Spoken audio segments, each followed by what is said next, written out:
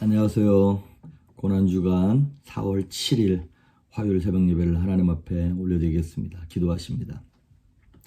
예수님 감사합니다. 이 아침에도 하나님의 은혜로 눈을 떠 우리에게 선물로 허락하신 하루를 믿음으로 살아갑니다. 예배로 시작하며 말씀으로 시작하오니 깨닫게 하시고 알려주시며 회개할 것들을 회개하고 고칠 것들을 고치며 하나님의 마음에 합한 인생으로 살아갈 수 있도록 우리 조이풀교회 성도님들을 축복하시며 이 영상을 보고 있는 주의 자녀들을 기억하여 주옵소서. 온 세상이 어려움을 겪고 있습니다. 예수님 불쌍히 여기시며 치료하시고 치유하시고 이 어려움에서 속히 회복되어 줄 수 있도록 긍휼을 베풀어 주시옵소서. 오늘도 말씀 가운데 함께 하시길 소망하며 예수님의 이름으로 기도했습니다. 아멘. 우리 찬양 예찬송가 202장 새찬송가 268장 우리가 잘 아는 보혈 찬송입니다. 하나님 앞에 올려드립니다.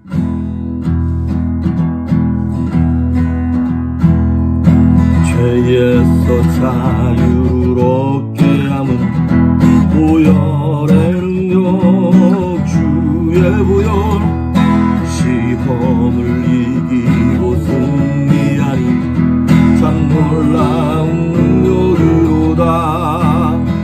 주의 보혈 능력이 또다. 주의 피 믿고 주의 보혈 그 어린 양의 매우 귀중한 피로다. 육체의 정욕을 이기리는 보혈의 능력 주의 보혈 정결한 마음을 얻게 하니 참 놀라운 능력이로다. 주의 보혈 능력이 크다. 주의 피 믿고 주의 보혈 그 어린 양의 매우 귀중한 피로다. 눈보다 더 희게 맑히는 것 보혈의 능력 주의 보혈 부정한 모든 것 맑히시니 참 놀라운 능력이로다. 주의 보혈 능력이 크다. 주의 피 믿고 주의 보혈 그 어린 양의 매우 귀중한 피로다. 그 주의 복음을 전할 제목 보혈의 능력 주의 보혈 날마다 나에게 찬송 주니 참 놀라운 능력이로다. 주의 보혈 능력이 크다. 주의 피 믿고 주의 보혈 그 어린 양의 매우 귀중한 피로다. 아멘. 오늘 우리에게 주시는 말씀은 마가복음 15장입니다. 마가복음 15장 34절 말씀 봉독해 올립니다. 제9시에 예수께서 크게 소리 지르시되 엘리 엘리 라마 사박다니 하시니 이를 번역하면 나의 하나님 어찌하여 나를 버리셨나이까 하는 뜻이라. 아멘. 어제 원래 암송 숙제를 내드려야 되는데 제가 좀 경황이 없고 정신이 없어가지고 잊어버렸습니다. 오늘 로마서 3장 10절 의인은 없나니 하나도 없으며 아주 간단하죠? 이 말씀 오늘 외우셔야 될 숙제입니다. 오늘 본문의 내용은 예수님께서 십자가에 달리셔서 하나님 아버지께 부르짖는 내용입니다. 엘리 엘리 라마 사박다니 나의 하나님 어찌하여 나를 버리셨나이까. 이 얘기를 좀 들으면 약간 하나님을 원망하는 듯한 그런 뉘앙스가 좀 풍기죠. 원래 평상시에 예수님의 모습과는 좀 많이 다릅니다. 평상시는 예수님께서 하나님을 향하여 나의 아버지 뭐 이런 식으로 불렀어요. 요한복음 14장 11절에도 보니까 아버지여 내 말을 들으신 것을 감사하나이다 이런 식으로 말씀을 하셨거든요. 근데 오늘은 아버지라고 부르는 것이 아니라 나의 하나님 이렇게 불러요. 호칭이 변했다는 얘기는 관계가 변했다는 얘기죠. 제가 연애할 때는 저희 집 사람을 현지 씨, 현지야 이렇게 이름을 불렀어요. 근데 결혼하고 나서는 여보 이렇게 부르게 되는 것처럼 관계가 바뀌는 거예요. 이런 거예요. 제가 만약에 아들놈을 부를 때는 좋을 때는 주민아 이렇게 불러요. 그런데 혼내야 되겠다 싶을 때는 이주민 이렇게 불러요. 그러면 벌써 분위기가 확 바뀌죠. 예수님이 평상시에는 아버지와 사랑의 관계였어요. 그런데 십자가에 달린 이 시점에서는 하나님의 사랑도 사랑이지만 무엇이 작용하는 거냐면 하나님의 공의가 작용하는 것이에요. 그래서 오늘 말씀의 제목이 십자가, 하나님의 공의입니다. 예수님은 왜 이렇게 하나님과의 관계가 끊겨져 가면서까지 하나님께로부터 버림받았다고 느껴질 만큼 이런 관계를 경험을 하면서까지 십자가를 지셨나? 바로 하나님의 공의, the righteousness, 하나님의 의로움 때문에 그렇습니다. the justice, 하나님의 그 공의로움. 구약의 나훔서 1장 2절에 보니까 이런 말이 있어요. 여호와는 보복하시는 하나님이라 그래요. 자기를 거스르는 자에게 보복하실 뿐만 아니라 대적하는 자에게 진노하신다는 말이 나와요. 하나님이 진노하신다. 그랬을 때 우리는 하나님이 화내시는가 보다 이렇게 생각을 하는데 거기서 하나님이 화내신다는 말은 신인 동형론적 표현이라는 그런 신학적인 용어가 있어요. 신인 동형론적 표현. 무슨 얘기냐면 하나님을 인간과 같은 모습으로 설명할 때 쓰는 그거예요. 하나님이 우리처럼 즐거워하고 우리처럼 슬퍼하고 우리처럼 후회하고 그러시는 분은 아니잖아요. 성경에 하나님은 후회하셨다 이런 말이 나와요. 그런데 하나님이 우리처럼 그때 그거 하지 말걸 이런 후회가 아니지 않습니까? 그거는 우리 인간들이 알아듣기 쉽게 하나님 말씀해 주시려고 그렇게 표현한 것처럼 나홈서에 나와 있는 하나님의 진노 역시 마찬가지입니다. 그 하나님의 진노와 분노는 우리가 생각하는 그런 감정적인 분노와 진노가 아닙니다. 그럼 그거 뭐냐? 의로운 분노고 의로운 진노예요. 그럼 우리랑 뭐가 틀린데?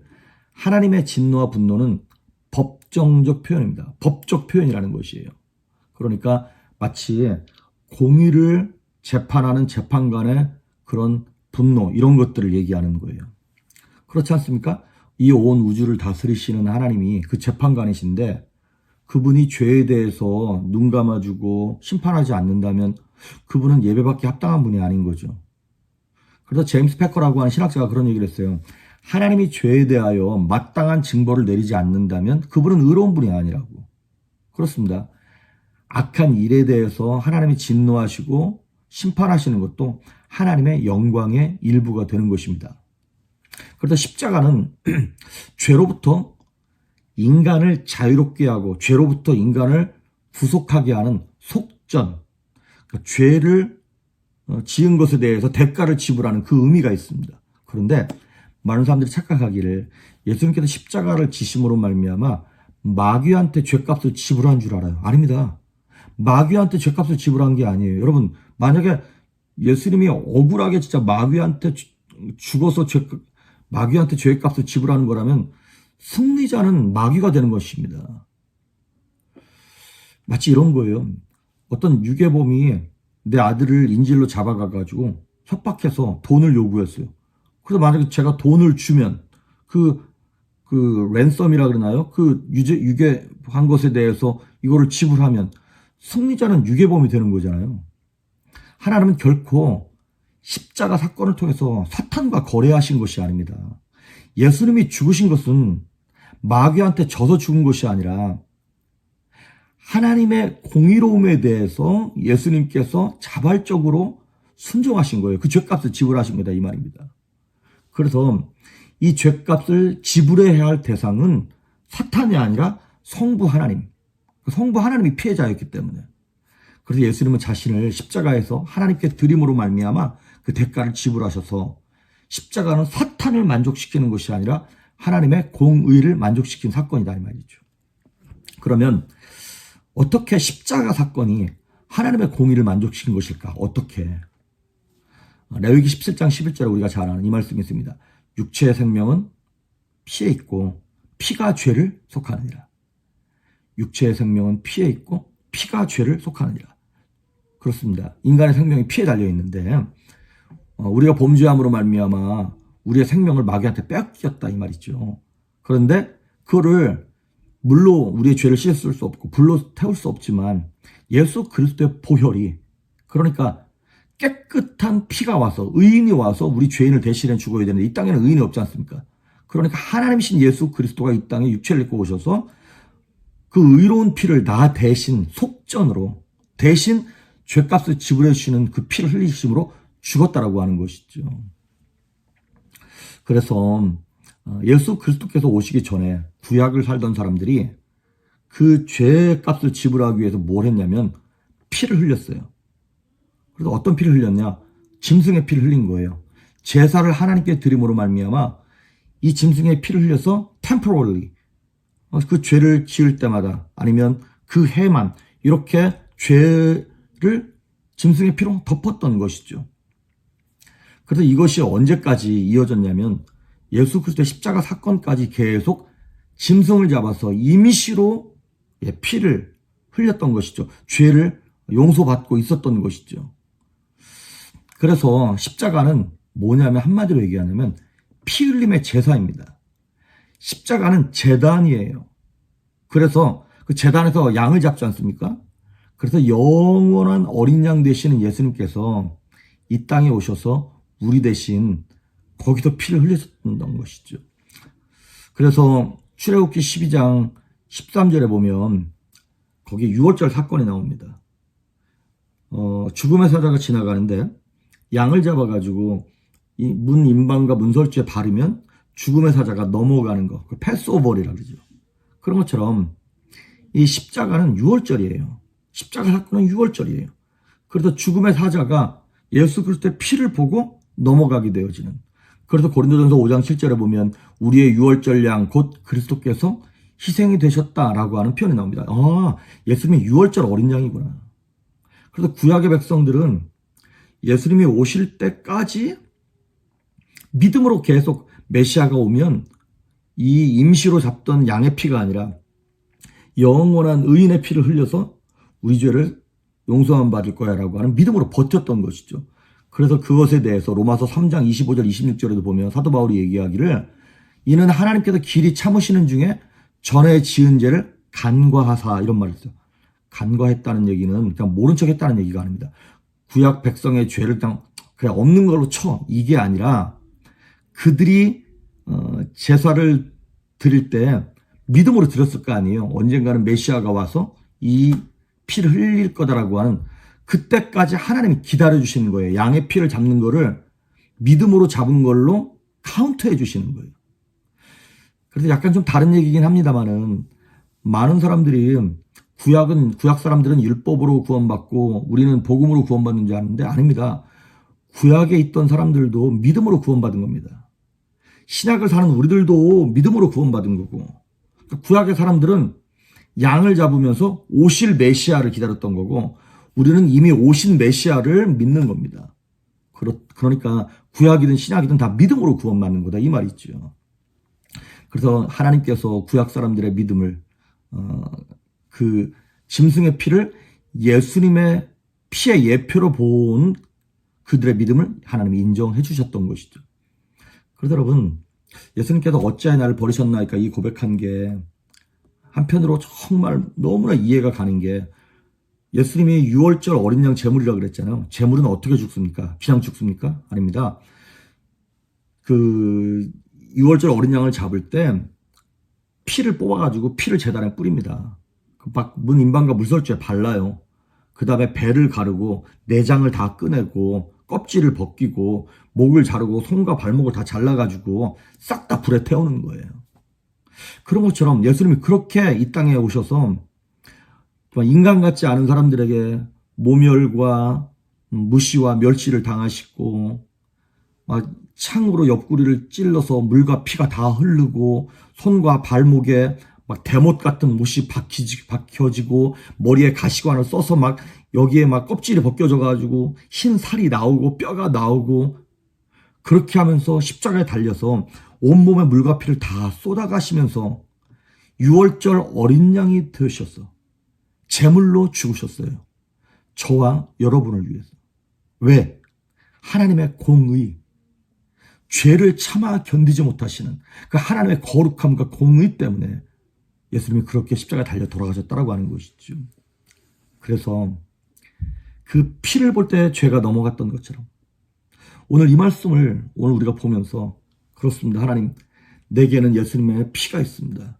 우리 가정에는 예수님의 보혈이 커버하고 있고 내 자녀들, 우리의 사업체, 우리의 건강, 그리고 하나님의 말씀 가운데 세워진 이 땅 미국, 또 하나님의 특별한 섭리 가운데 서가고 있는 우리 대한민국, 이거 다 하나님의 땅, 하나님의 나라 아닙니까? 이 모든 것들을 예수님의 피로 덮어주십시오.